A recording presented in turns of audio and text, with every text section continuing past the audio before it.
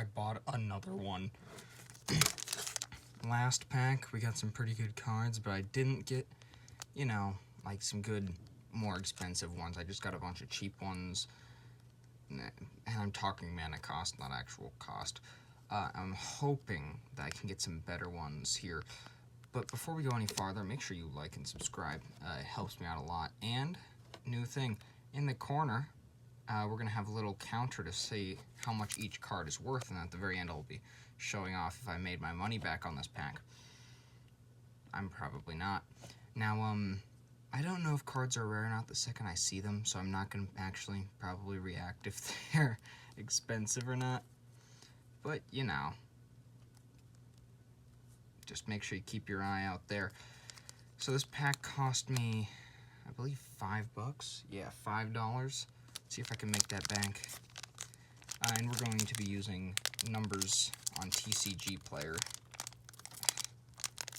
if anyone's wondering. Jeez, I can't open.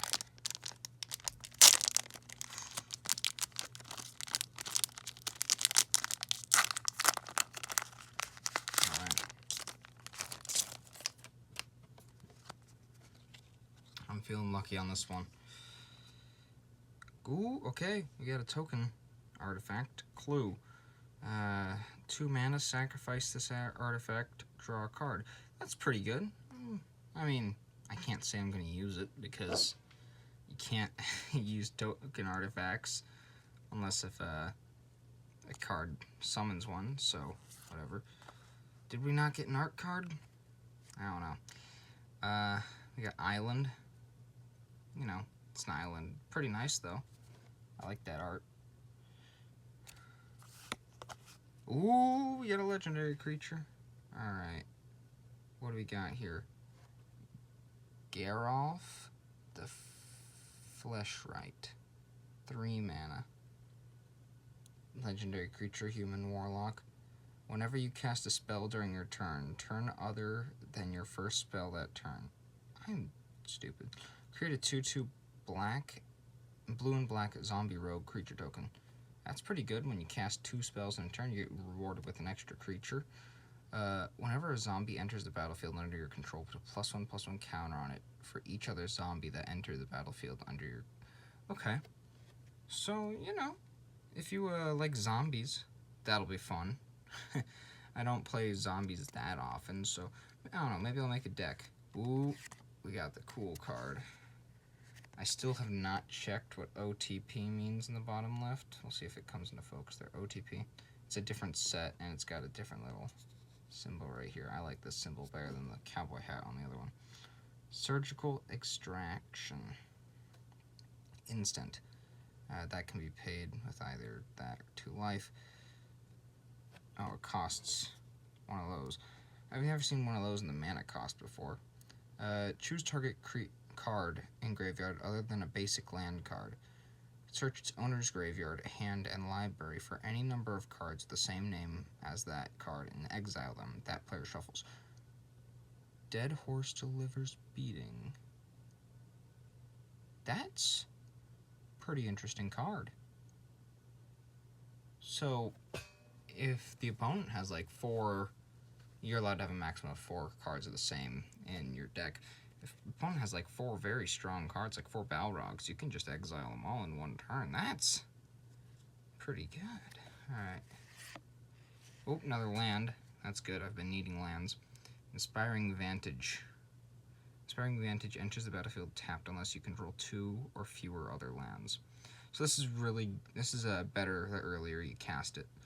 Add blue. Blue? What the heck? Where did I get blue? Add a red or white mana. Beautiful art. Got 2 lands, it's pretty good. 3 steps ahead. Another 1 mana instant. Alright. Oh, it's got Spree like that other card we reviewed last time. Choose an additional mana cost. 1 colorless and 3. 1 colorless and a blue. Counter target spell. 3. Create a token that's a exact copy of target artifact or creature you control. Or +2, draw 2 cards, then discard a card. She'd planned for every eventuality with the obvious exception of failure. That's that's pretty fun. I like that. The new spree mechanic. It's starting to grow on me. I like it. But honestly, I don't have a lot of counter spells, so that one, the first one, is probably what I'd go with more often than not. Of course, the second one's pretty good. The third one, I don't know. I mean, I might use it every now and again, like if it's early game. Now we got Emergent Haunting. At the beginning of your end step, if you haven't cast a spell from your hand this turn, an Emergent Haunting isn't a creature. It becomes a 3/3 spirit creature with flying in addition to its other types. For 3 mana, one of which has to be blue, Surveil 1. Spell from your hand this turn. Interesting.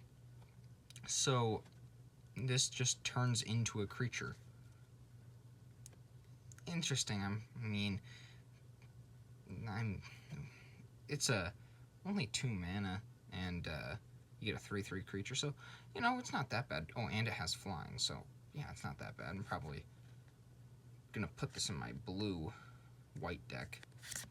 Caught in the Crossfire. Oh, it's got Spree. 2 red mana. Nice art. I love that art.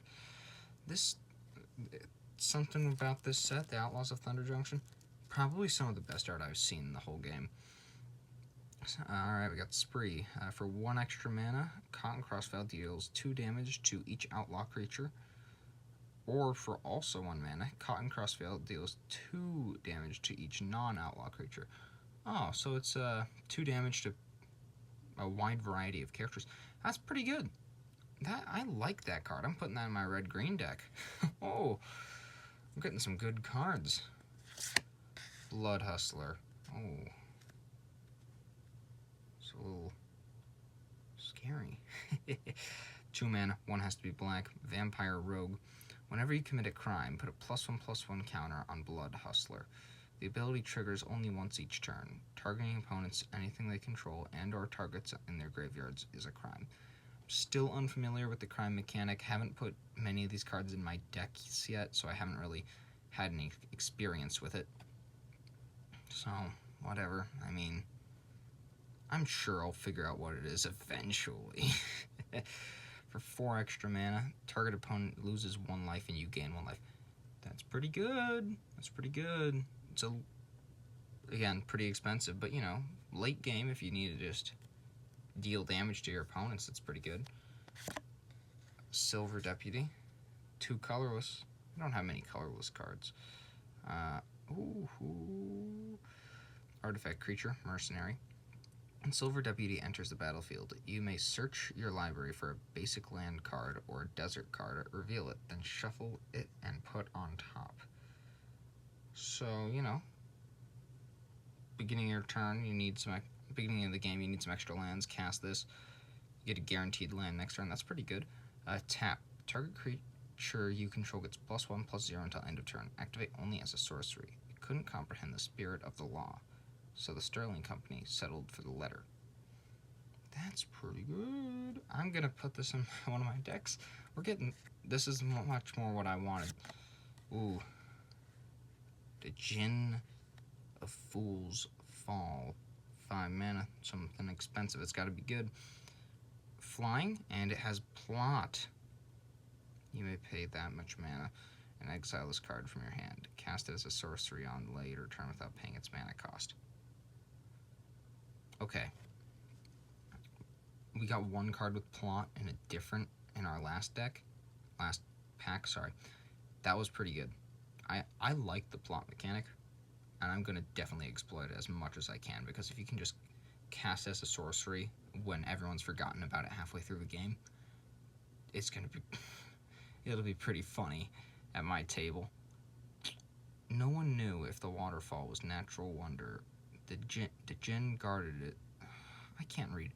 Djinn guarded, or if he conjured it to hide something even greater. Again, beautiful art. Gold Pan.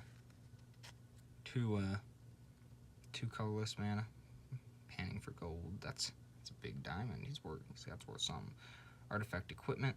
When gold pan enters the battlefield, you create a treasure token. It's an artifact with tap. Sacrifice this artifact and add 1 mana of any color.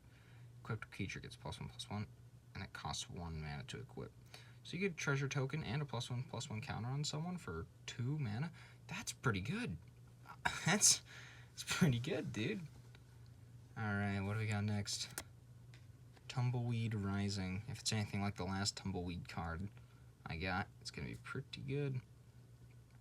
Create an XX green elemental creature token, where X is the greatest power among creatures you control. And it also has plot. Okay.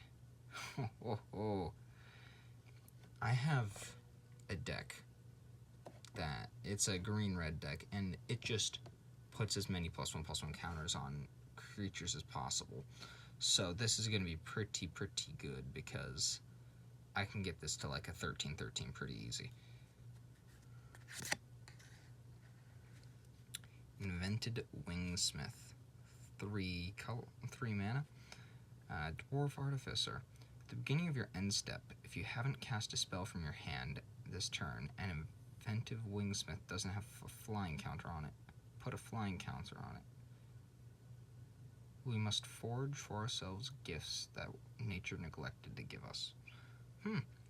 So it doesn't have flying, but unless if you just don't cast a spell on your turn, then it gets flying.